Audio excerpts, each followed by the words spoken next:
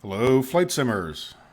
This is Rever, and I am here to start a new series involving Flight Simulator X, FSX.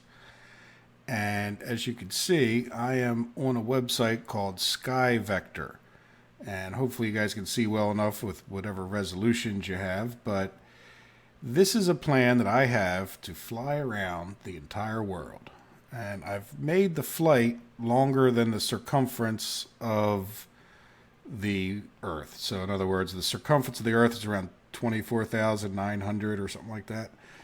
And I'm going to fly 25,426 miles, plus a few here and there because we got to loop around airports and get into landing patterns and all that stuff, of course. But just looking at this flight plan, so what I did is I'm more or less using the Sky Vector as a road map, so to speak. It's not planned out the details of each flight. It's just trying to show you guys and keep track for myself where I plan on going. What I'm going to do in this series is also use a program called Air Hauler 2. And the nice thing about Air Hauler 2, and really the main, I don't want to say the only reason I'm using it, is because if we come in here, we can look at my fleet, and all I have is my Majestic Dash 8 Q400. But you can see the condition of it at this point is 100%. And I hope to make it around the world without ever repairing it. So I'm not sure what happens when you get to the lower percentages, and I kind of hope I don't find out. For some of you guys, that might not be a huge challenge, but for me, it is. Trust me, I can promise you I will do damage at some point in this whole expedition. But for now, we're at 100%. Now, what I will do is you do need to take, if you look at this, here's my personal info. I need to add the type rating. So if I damage the plane while trying to get my type rating, I will repair it so that we start off with a fresh plane. The other thing that I will do, and that you can do, this is sort of the point of the game, is you can open bases. So if you start out with a hard career mode, it takes you a very long time, but there's other modes that give you a bit more of a starting reputation, which allows you to take loans and buy planes and stuff like that. I'm not going to get in this introduction into all of the things with Air Hauler, but you can see we have a little blue base here in Denver, and that's where, if we go back to the website, oops, that's the wrong website, go back to this, we're going to start in Denver. So you can see my flight plan is Denver to Denver, and around the world. So coming back to Air Hauler, what I plan on doing as well, our first destination will be Seattle. And when we land in Seattle, I will start a base there. So kind of give us a little road map. The next one after that should be Anchorage. So we'll fly up to Anchorage after that. And so forth and so on until we get back. So kind of as a way to keep track of the places that I land. Hopefully we'll be able to land wherever we plan. And that's what I'll do. So after I get done explaining the rest of the introduction, I will go ahead and take my flight test. I'm not sure if I'll show that or not, my type rating. And we'll see how that goes. So in any event, sort of depends on the timing. Throughout this series, I'm going to try to keep the episodes to 30 to 45 minutes. Sometimes that may mean I chop into a flight here or there. I may have the time, to get taken off and go into Seattle. If I don't keep rambling on for too long, we probably will just maybe get in the plane, and we'll just have to see. There'll be a little bit of editing, in other words. So each episode won't necessarily be full flight. And who knows, if things go well enough, I would imagine we might even get 2 flights in, though I tend to doubt it. Even with the fast forwarding and whatnot I'll do. So in any event, there we go. So we are going to leave Denver after we get our type rating. But let's go back to here. And I just want to show you kind of what I'm going to do. What I can do in this program is save flight plans. So I have a choice. I can lay things out in this one. I hit this load button, and you can see I had some other flights, K Denver. I've taken a few tests and just see what it would do for me. But I find that I can't easily export these right into the flight sim plan. So what I did was sign up for a website called SimBrief, and this is SimBrief here. And you go to this first tab called My Options, and it's Dispatch Options. And when you do set up your flight, see, I was already in here kind of setting it up. And you can actually go in and put in your My Fleet up here, put in your airframe. Not sure exactly how much difference it makes. You can pick your departure runway or taxi in and out. A lot of that stuff I'm not going to worry about too much, but what it does give you is this choice of different routes that make some sense. So you can analyze the route. This one that I picked, session expired. All right, let's hope this doesn't erase everything when I refresh. It seems to still be there. All right, let's hit analyze route. So there you go. So I think what this is saying is that it's, we're going to travel 3% further because of this route.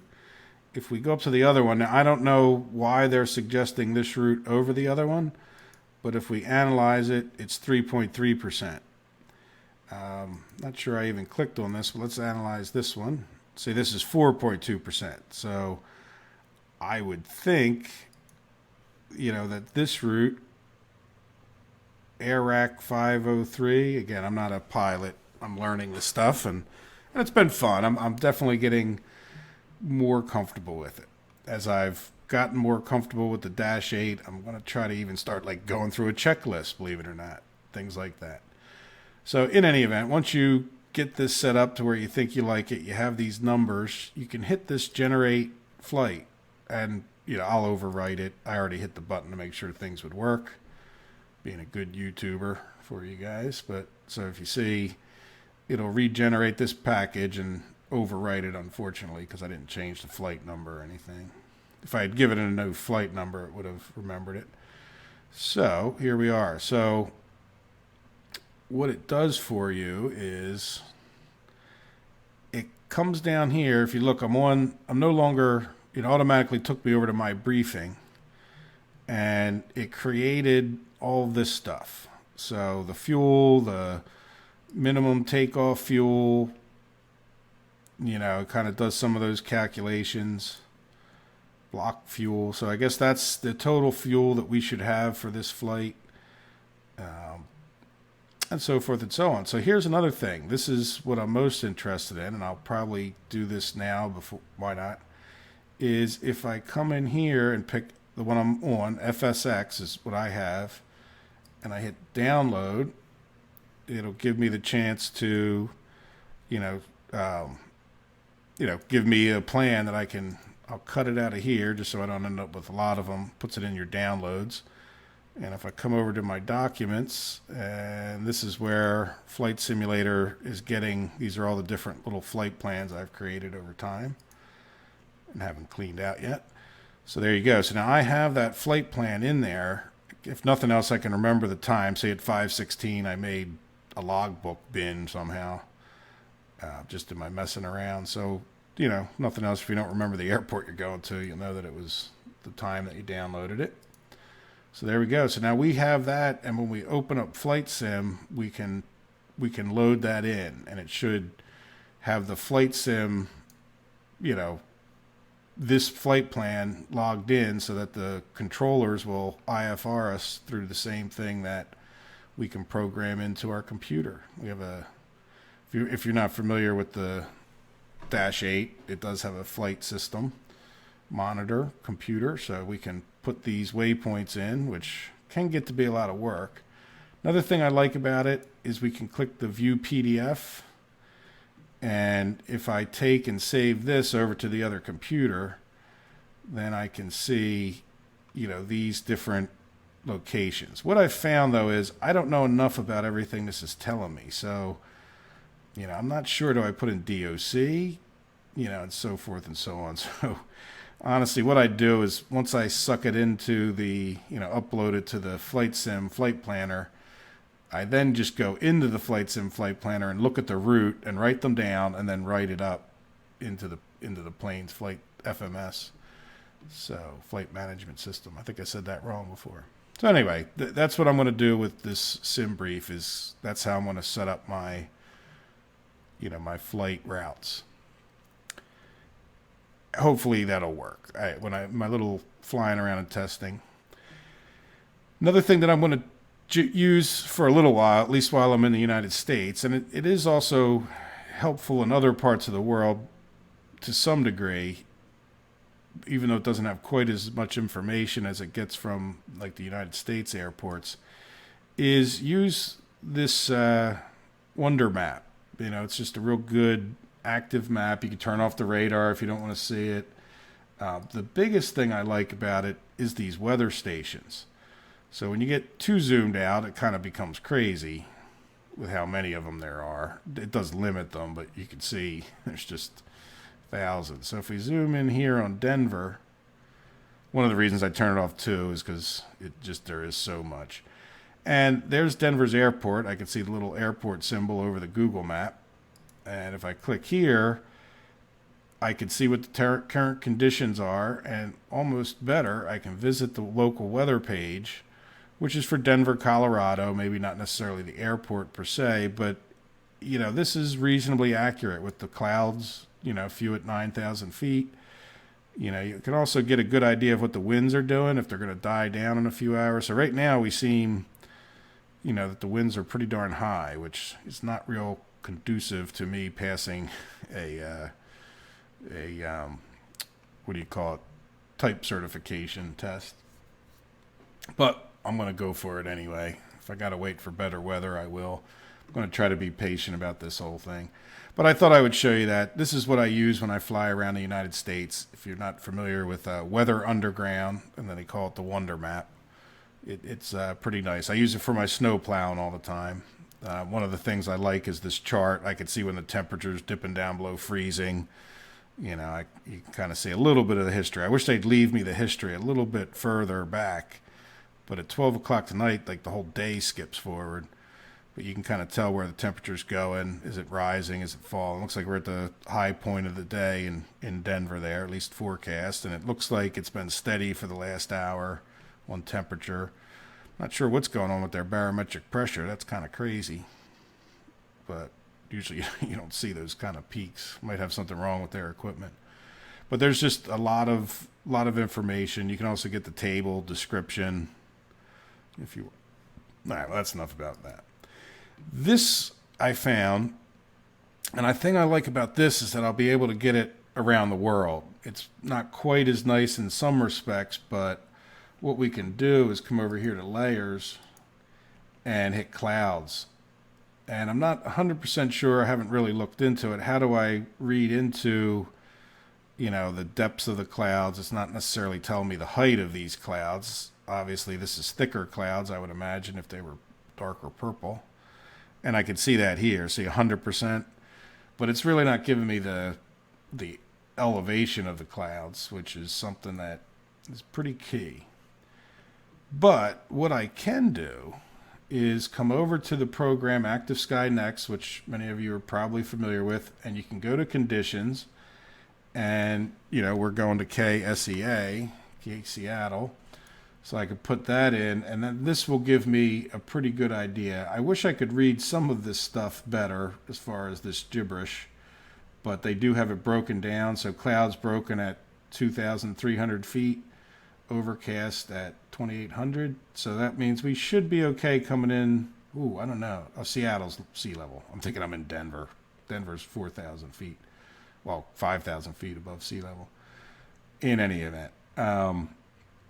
So this is, nice because I don't care. I think it was one of the flights I made at one point was UHSS.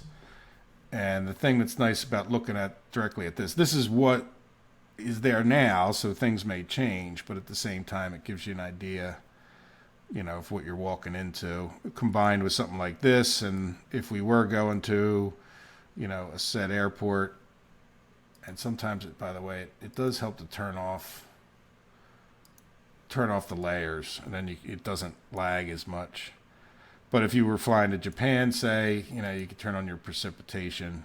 You get the idea. It's a weather map, but it's global, so it's kind of nice. I mean, you can see it's crappy in Japan right now. It's, who knows if you could land there or not. You get the idea. Wanted to share with you this, in case you didn't know, it's a free download. It's on flyawaysimulation.com, and it updates the nav aids for you. So if there was any issues or things that needed to be corrected, I haven't had any problems since I uploaded it, so it's probably worth. And I got this thing, and I don't really honestly know if it's worth it. This Aura Sim. This was their weather report. I was kind of questioning it because, here, let me hit exit.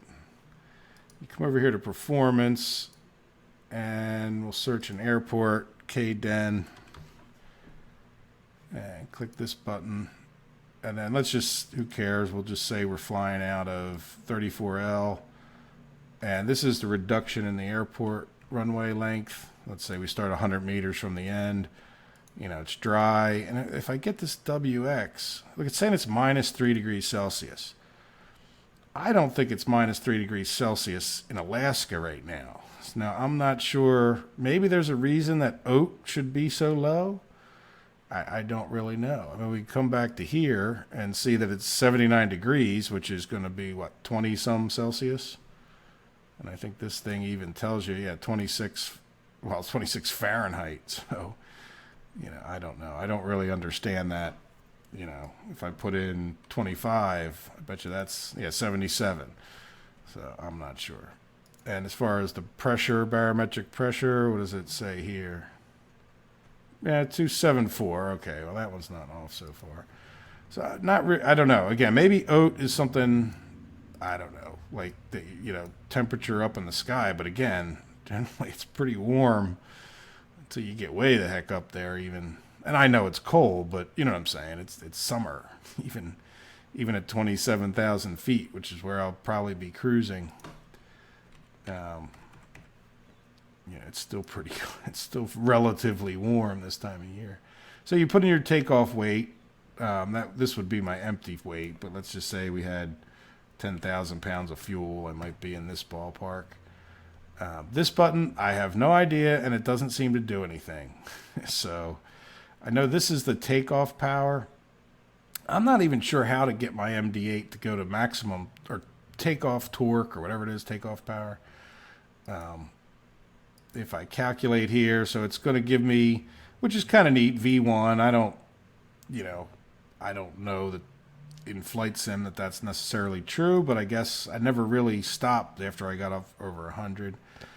And then VR is the same speed, so I guess that's when I'm supposed to start to rotate. And V2, I could take off with one engine.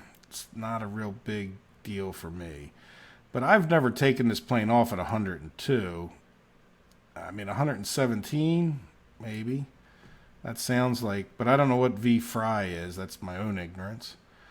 So, to be honest, I'm not overly impressed at this moment with this. I'm not sure what I'm going to do. I paid $5 to have it for 2 years, and I guess if I knew more, I might not be as critical. By the way, you can also do landing. I don't like the fact that you can't set up, if I come over here and I hit airport search, see how it wants to do that. So I come in here and say K Seattle, and I do a search. Oops, there it is.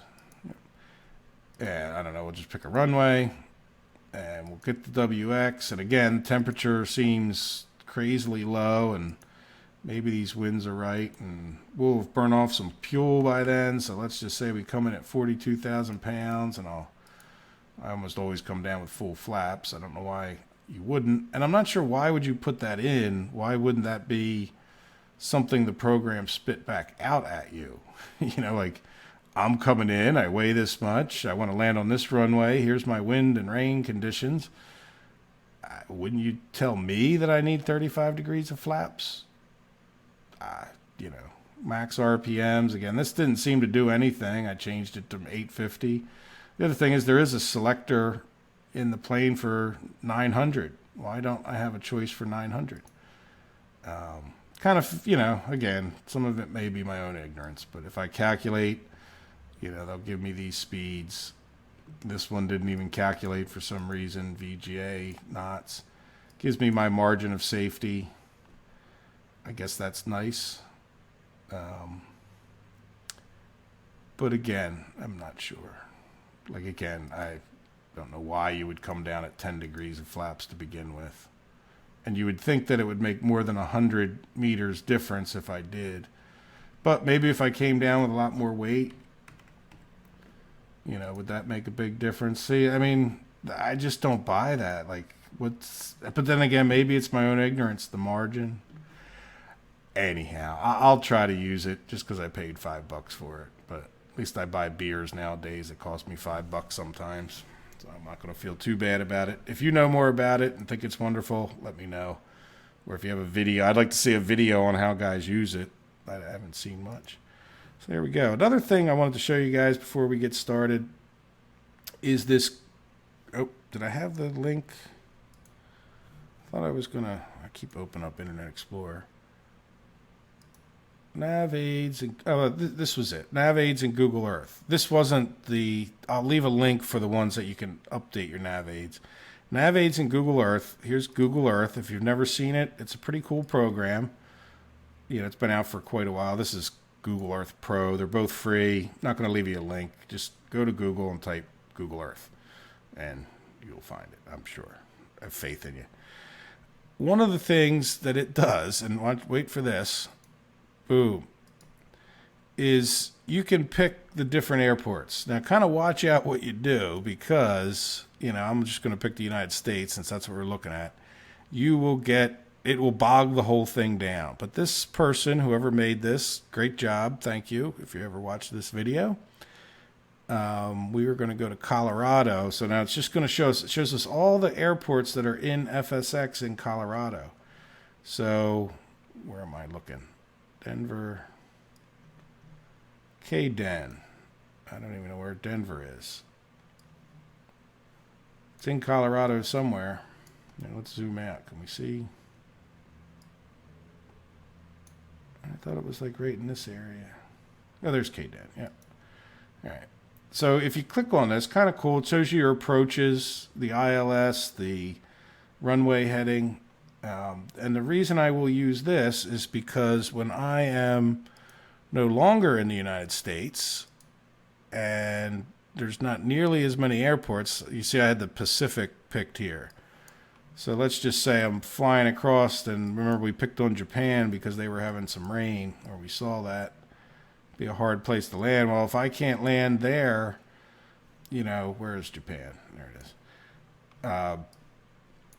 Oh, yeah, you can come over here, by the way, and turn this so it faces north, which helps me anyway. Not that I can't picture it, but, you know, if you're coming in and you're planning on landing in Tokyo and you no longer can, well, you got a pretty easy, where could I possibly go? I know you can do that stuff with the inner plane thing, but, heck, maybe you're just doing some flight planning and you want to see where you can fly to. And so we click on here. Well, can we go there? Well, we got, you know, 6,000 feet. ILS in one runway.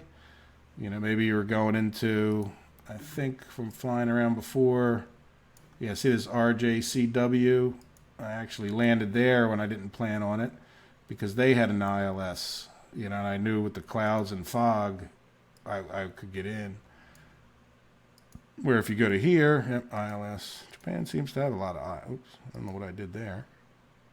Yeah, see now if you wanted to go to this one, no ILS. So you get the idea, I hope. If again, we showed that, and I guess we're back to Air Hauler. The other program open down there is my recording software. And there we go. So what I'm going to do is come over here to personal info. I'm going to add a new type rating, so it's going to cost us $8,000. By the way, we will be limited. We got $16,000. I'm playing this on the easiest mode of Air Hauler. And I will be able to borrow about another $10 million probably. And hopefully that's enough money to buy the bases. Like I said, I'm hoping that. So I'm not going to add any fuel. How much do we have? What they're going to do is just fly around. You're supposed to fly to a couple different, not locations, but, you know, a couple different course headings and altitudes. So I am going to click OK here. And what I'll do each time we go to start a flight is I'll cut it here. That way you don't get to see my Steam page. Not that there's anything on it, but it does have personal information possibly. So I will cut here, and then when I am all loaded up, I will jump on over to the plane.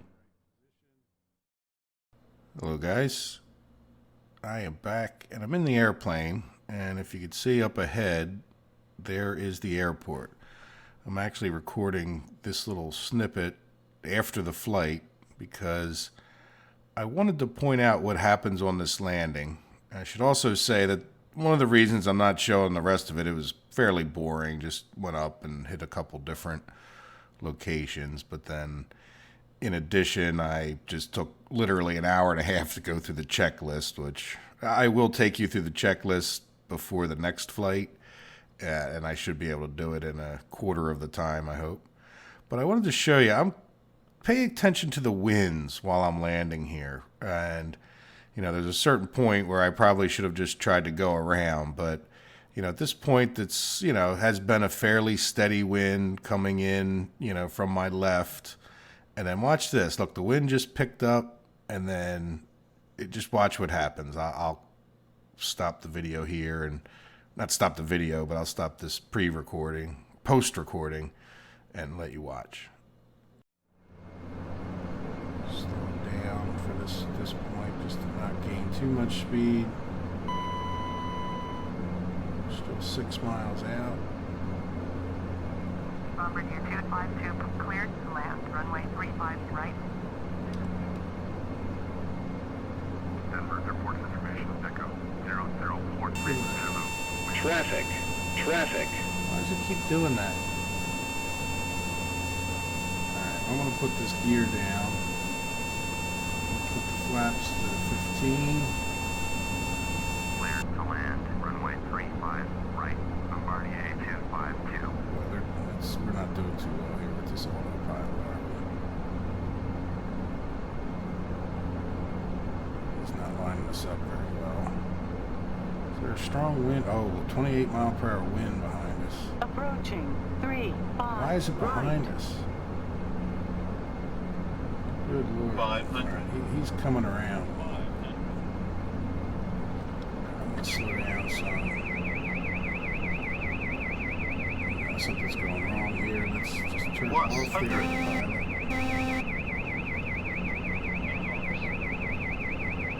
Yeah, why are we landing like... Minimums. Too low. Flaps. Too low. Flaps. I understand, but I've got a hell of a Too low. tailwind here, Flaps. buddy. Too low. Flaps. Jeez. Too low. Flaps. Too low. Flaps. Too low. Flaps. Bombardier 252 contact ground on 121.85. Well, guys, that was bad.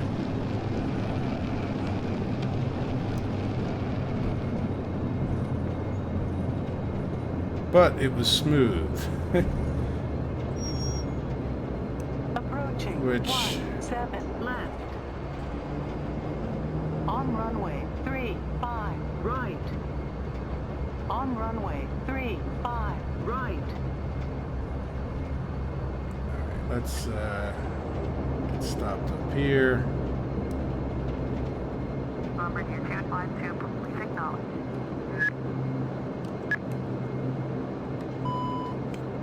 Let's just get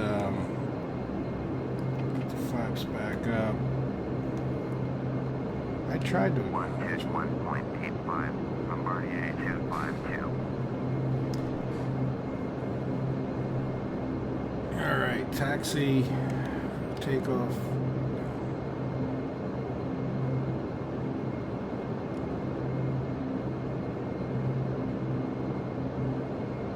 You know what I think I'm going to do, because it's just been so long. Let's just see about what I understand about this extra runway. Anti-collision lights to red. Alright. Landing lights off. Taxi lights on.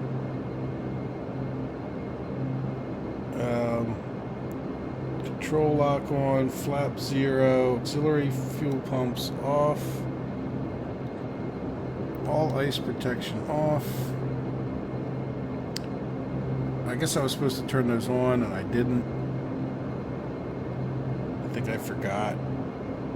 Main bus to tie.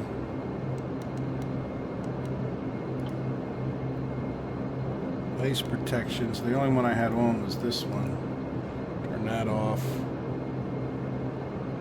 Yaw damper off. Pitot heaters off. Autopilot standby. Yep. Altitude bug 0. Turn off the weather.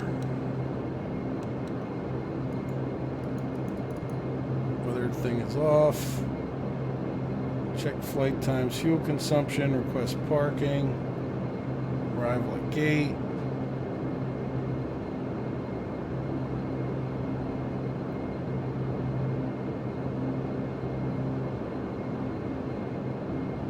Alright guys, like I said, I'm just going to end it right here by doing this. I'm really curious to see if I passed.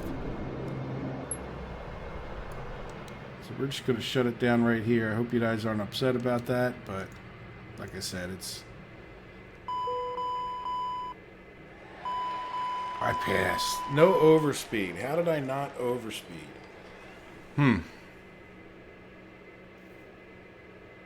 Okay. Well, when we come back, we're going to end up in this spot. So, I don't know. This airport's so huge.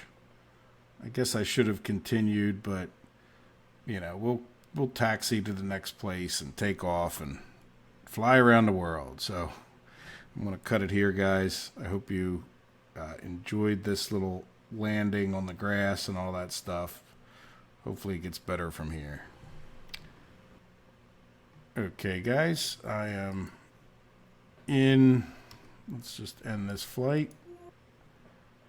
I am in the finishing the results, and let's see what they got me at the max speed. 181. So I don't know what the rule is, but I guess that's not an overspeed.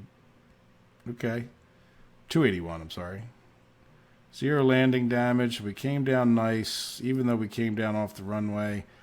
But if I was paying more attention, I'm not sure why they had us landing on that runway with a 28 mile per hour tailwind, but I truly don't understand that. But the bottom line is this whole thing was about getting, where's personal info? Yeah. There we go. Type qualification. So we can now fly around the world in this plane. And that's going to do it for me this evening. Hopefully tomorrow evening I'll have some time to fly.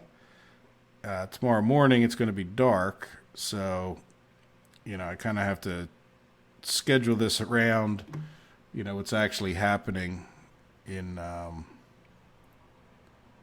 real world. So here we are. We're all the way over here. We got a long way to go. So I'll talk to you when I'm ready to go from Denver to Seattle. See you guys then.